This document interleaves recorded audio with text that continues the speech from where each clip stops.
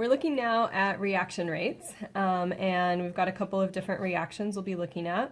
If we look at the definition of a reaction rate, it's the speed of a reaction measured as the change in concentration of a reactant or product over a change in time. And this might look a little bit like calculus to you if you're taking calculus right now. You don't need to know calculus for this chapter. But change in concentration over change in time.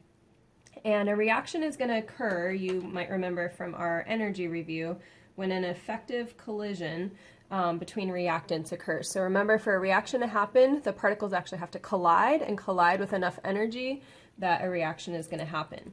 So this effective collision happens in a few scenarios. If we're going to have a good collision, it's kind of like a big crash on the freeway. You're going to have a good collision if you have particles that are moving fast. Again, on the freeway, more likely to crash if there's more cars there, maybe. So you have lots of chemicals present. That's going to make the chances of two particles colliding higher. And then also high surface area, which is essentially kind of making those chemicals exposed. In other words, this chunk of material is going to react more slowly than if I take the same chunk and I break it up into 4 smaller chunks.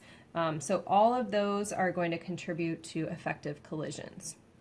Now you kind of know this already, and we're going to break it down in terms of food spoiling, or not just spoiling, but food browning. So if you think about like an apple, when you cut it, after it sits for a while, it starts to turn brown, right? And here's the chemical reaction for that. Catechol is a chemical that's present inside of plant cells, and when it reacts with oxygen, this is oxygen as a reactant, we get chemicals called quinones. And then those quinones react a little bit more, and we start to have a brown product.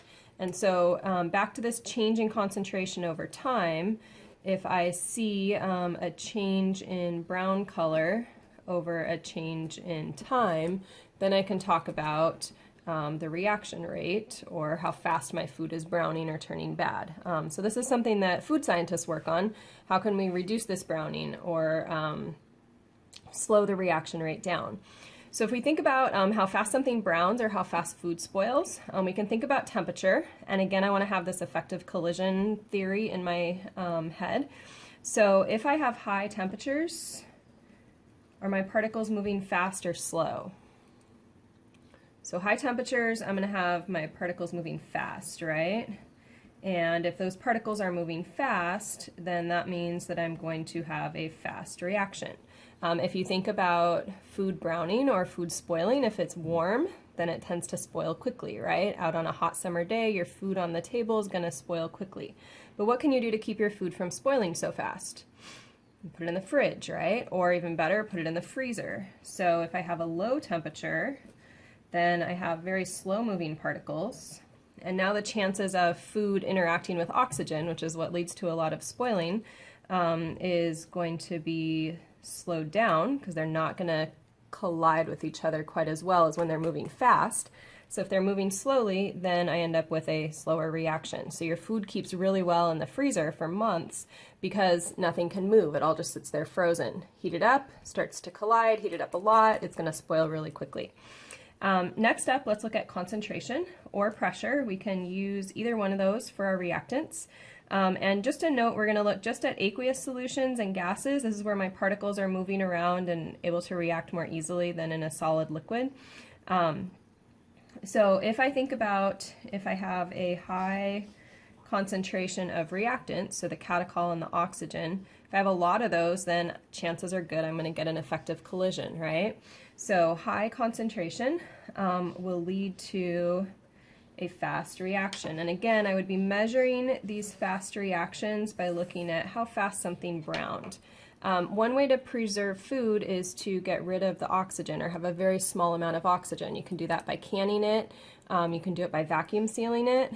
And so if I don't have oxygen, then I would say that I have a low concentration, for example, of oxygen, and that's going to give me a very slow reaction. Whereas if my apple sits on my counter, it's going to start to brown or spoil a lot faster than if I vacuum seal it in a can or something like that. So concentration makes a difference in how fast a reaction happens. Finally, surface area. If you think about your apples, if you have an apple sitting whole on the counter, there's no plant cells exposed from the inside. However, if I slice it, I start to get a lot of browning. So with surface area, if I have more surface area exposed, then I'm going to have a fast reaction again. And that fast reaction means if I slice that apple up, I see a lot of brown because there's so much surface area. In contrast, if I have less surface area, and you try to do this, say with like an avocado or something, right? If you're storing it, you don't cut it up into lots of pieces, you just cut it in half. So there's not a lot of surface area, because then you're gonna have a slower reaction. Your whole avocado is not gonna turn brown. So in order for a reaction rate to go quickly, we need these effective collisions, and we can have quick reactions by heating particles up so that they're moving fast and colliding. We can increase the concentration of a chemical, and we can have high surface area. All of those would cause fast reactions, and then the opposites would cause slow reactions. So you can go ahead and practice over here. I'm just going to look at one in the middle here that relates more to pressure than concentration. So we have this reaction, and this asks which condition will lead to a faster reaction rate. So that's more of those effective collisions, assuming the same amount of reactants are used. So we have these chemicals, and we have some gases here. So notice that we're looking at pressures of gases. If the reactants are in a 4-liter container or a container half that size, where are we going to have a faster reaction? Well, if I put the 3 solute particles and then 3 more solute particles or gas particles, I go from the bigger container to the smaller container. Think back to what we know from our gas laws. Volume has decreased, so that means pressure is going to increase. That means in this smaller container I've got high pressure. High pressure means those particles are slamming into each other with more force, and so the high pressure container is going to have the faster reaction because, again, I want to think about those effective collisions, and so high pressure enables effective collisions. So you can practice the rest of the things that are on this page.